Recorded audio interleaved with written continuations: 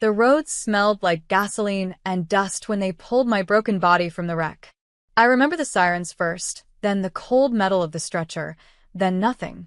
When I opened my eyes again, everything was white, humming, too bright. A nurse leaned over me and whispered, "Sweetheart, stay awake. We need your family to sign consent for the procedures." My hands trembled. I was 16, old enough to feel pain, too young to sign for my own survival. "They're calling your parents now," she said. "Just hold on."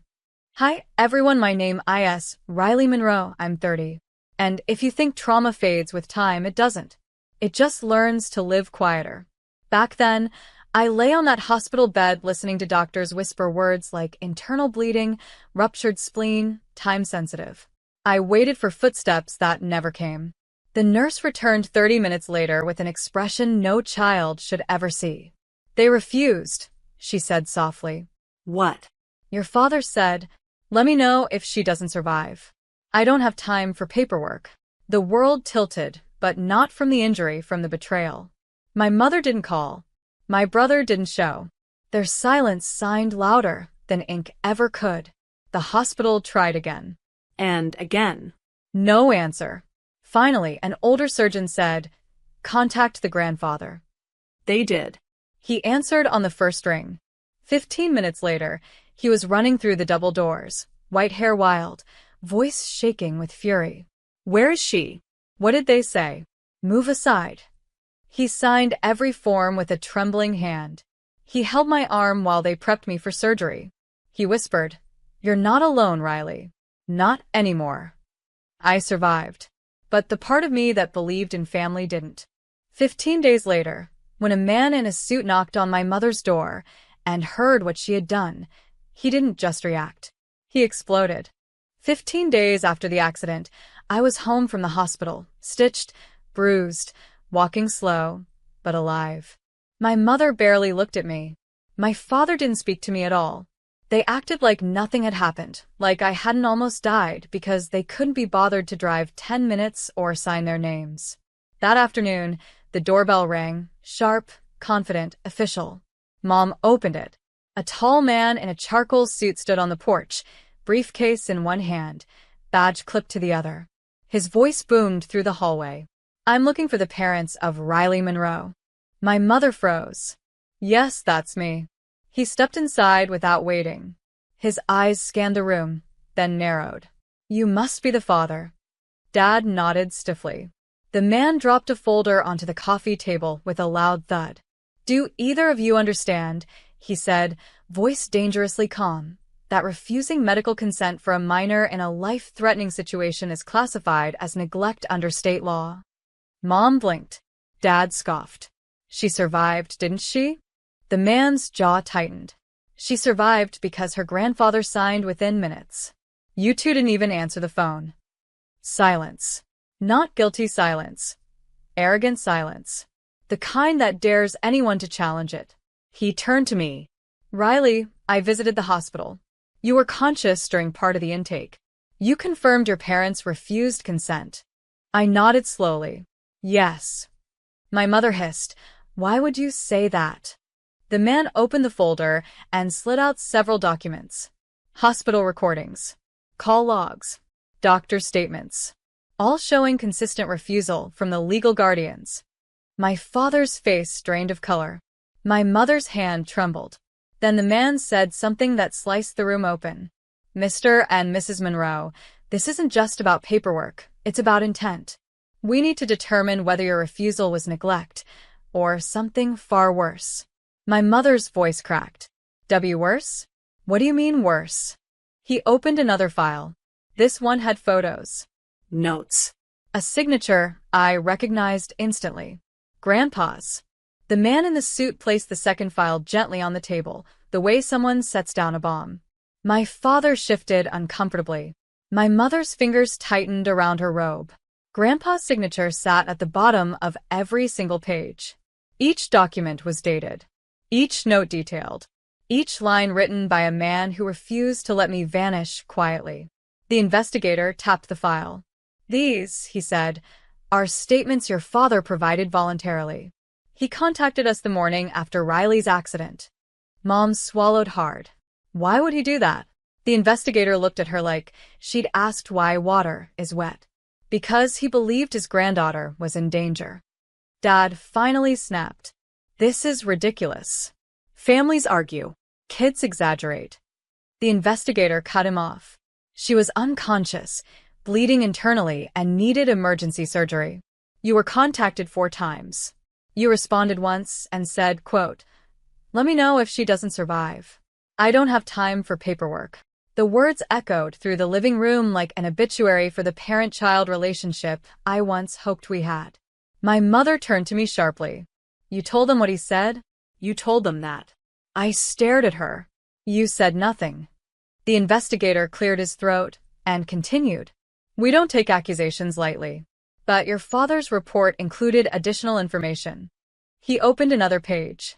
A pattern of withholding care, ignoring medical needs, and prior incidents involving verbal neglect. Mom paled. Dad clenched his jaw. Then came the sentence that made my heart stop. Based on the evidence, a petition was filed for temporary guardianship, naming Robert Monroe, Riley's grandfather, as the recommended custodian. My mother shot up from the couch. Custodian? What are you talking about? She lives here. Legally, the investigator said. That may change. My father stood too, voice rising. You can't take our daughter. Your daughter? I whispered quietly. The investigator turned toward me. Riley, you're allowed to speak. I looked at my parents, 2 strangers in familiar skin. And for the first time, I did. My voice felt small at first, like a match flickering in a storm.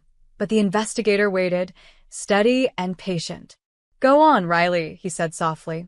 And something inside me finally snapped into place. I took a breath. My parents didn't refuse because they were busy, I said, staring straight at them. They refused because they didn't care. My mother flinched like I'd thrown something. That's not true. We were overwhelmed, You were watching TV, I said. I heard the nurse tell the doctors. Dad crossed his arms. We didn't know how serious it was. You didn't ask. My voice cracked.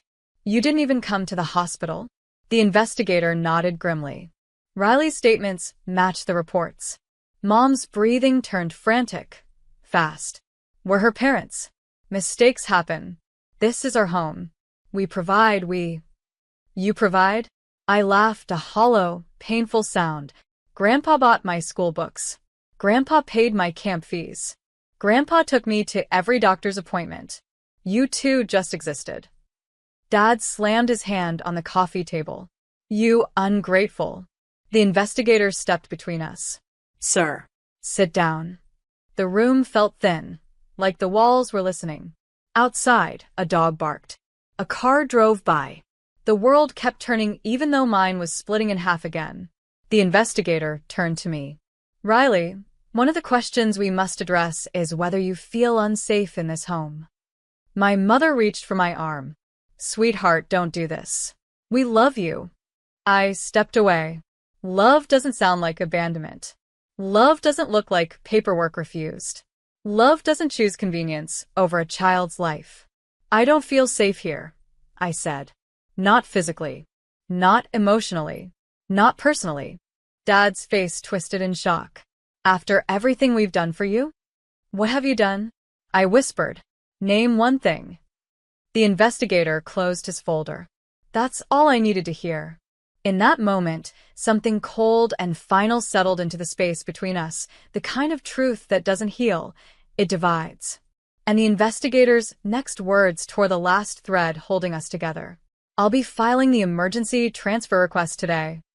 My mother collapsed back onto the couch as if the investigator's words had physically struck her. Emergency transfer? She repeated, voice trembling. You can't just take a child away from her parents. The investigator didn't flinch. Mrs. Monroe, the law allows emergency guardianship when a minor's life was endangered by the legal guardian's neglect. In this case, he looked at me gently. The evidence is overwhelming. Dad paced the room like a caged animal. This is ridiculous. We're her parents. She belongs here. Something inside me cracked. Not pain, not fear. Truth. Clean, sharp, unstoppable. I nearly died, I said quietly. You prioritize convenience over my life. Mom's face twisted. We didn't know it was that serious. You didn't ask, I repeated. You didn't pick up. You didn't come. You didn't even sign. The investigator cleared his throat. Mr. and Mrs. Monroe, you refused consent for a time-sensitive procedure. Had her grandfather not arrived in time, we would be discussing a funeral, not guardianship. Dad pointed at me like I was the problem. She's turning everyone against us. The investigator lifted a brow. She didn't create the evidence. She survived it. Just then, a knock echoed sharply through the house. My mother jolted. My father froze. The investigator opened the door. Grandpa stood there. His eyes were tired but blazing with controlled rage. He walked past my parents without acknowledgement and came straight to me. You ready, kiddo? He asked softly. I nodded. Mom sprang up. You can't take her. She lives here. This is her home. Grandpa turned to her, voice steady as stone. No. This is where she sleeps. Home is where someone chooses her. Dad's voice cracked with desperation. You can't just. Grandpa reached into his coat and held up a stamped document. Court order. Effective immediately. My mother let out a sound I'd never heard, half rage, half disbelief. My father sat down hard, like gravity had grown heavier. The investigator looked at me. Gather what you need. You won't be coming back tonight. I walked to my room slowly, each step peeling away another layer of fear. For the first time in 16 years, I wasn't leaving a house. I was escaping it. I closed my bedroom door behind me and leaned against it, breathing in the silence, a silence that suddenly felt different. Not afraid, not tense, just ending. I looked around at the room I'd grown up in. The faded posters, the chipped dresser, the bed with the uneven leg, a childhood built on crumbs of affection, and a mountain of pretending. I grabbed a small duffel bag. I didn't own much. My parents never spent money on me unless someone was watching. I packed slowly. A few shirts, jeans, my sketchbook, the necklace Grandpa gave me when I turned 11. When I stepped back into the hallway, I heard my parents arguing with the investigator. Mom's voice was shrill. She's manipulating you. She's dramatic. She always wants attention. Grandpa's voice cut through like a blade. She wanted survival. You chose inconvenience. The investigator motioned me forward. You ready? As we walked toward the door, my father stood in our path. You'll regret this, he said, eyes cold. You think life is easy out there? You think your grandfather can protect you forever? I looked at him, really looked at him, and for the first time I felt nothing. No fear. No craving for approval. Just clarity. You already taught me life isn't easy, I said softly. You just forgot to teach me love. He stepped aside, jaw tight. Mom reached for me desperately. Riley, please don't do this. We're your parents. I walked past her. Parents show up, I whispered. You didn't. When the front door opened, the late afternoon sun spilled across the floor, warm, golden, real. It felt like the first true light I'd seen in years. Outside, Grandpa placed a gentle hand on my back. Come on, kiddo. You're safe now. As I walked down the steps with my small bag, the investigator behind me, I didn't look back. Not once. Because some homes aren't homes. Some are just places you learn to outgrow. Grandpa's truck smelled like old leather and peppermint, the scent of every safe place I'd ever known. As we pulled away from the house, I watched my parents through the window. Mom stood shaking, one hand over her mouth. Dad stared at the ground like he'd misplaced something valuable. Neither of them stepped onto the porch. Neither of them called my name. Not once. The investigator followed us in his car until we reached Grandpa's neighborhood. Quiet streets, trimmed hedges, the kind of place where people waved at strangers. The opposite of everything I had known. Inside Grandpa's home, the lights were warm, the floor creaked, and the air smelled faintly of cinnamon. He set my duffel bag down. This, he said gently, Is your room now? My throat tightened. The room wasn't fancy, just a soft bed, a worn rug, and a window overlooking the trees. But it felt like something I'd never had before mine. We sat at the small kitchen table with 2 mugs of cocoa. Grandpa cleared his throat. I should have taken you sooner, he said. I saw signs. I didn't push hard enough. You saved my life, I whispered. I did what any real family should do. Later that night, while I unpacked, Grandpa knocked softly. There's something you need to know, he said. The investigator, he wasn't just following protocol. He was following evidence. He handed me another envelope, thick, official, heavy. Inside were reports I'd never seen. Notes from teachers who'd reported concerns, a pediatrician's letter about missed appointments, financial records showing how often my parents refused essential expenses, 3 previous welfare checks my parents had lied about. I stared at the papers, numb. They knew, I whispered. People knew. They tried, Grandpa said softly. Your parents blocked everything. He paused, looked at me with eyes full of truth and sorrow. The man in the suit, he didn't just come for what happened at the hospital. My heart pounded. He came because your parents were already under investigation. And tomorrow, he said, I would learn why. The next morning, sunlight spilled across the room like a quiet reminder. You're safe. But my chest still felt tight as Grandpa called me into the living room. The investigator was already there, seated on the couch with a folder on his lap, the thick one I hadn't opened yet. He cleared his throat. Riley, before we close the guardianship hearing, you deserve the full truth. Grandpa sat beside me, steady and warm like a wall protecting me from every memory that still hurt. The investigator opened the folder. There were 3 welfare reports before your accident, he said. All dismissed because your parents were cooperative during visits.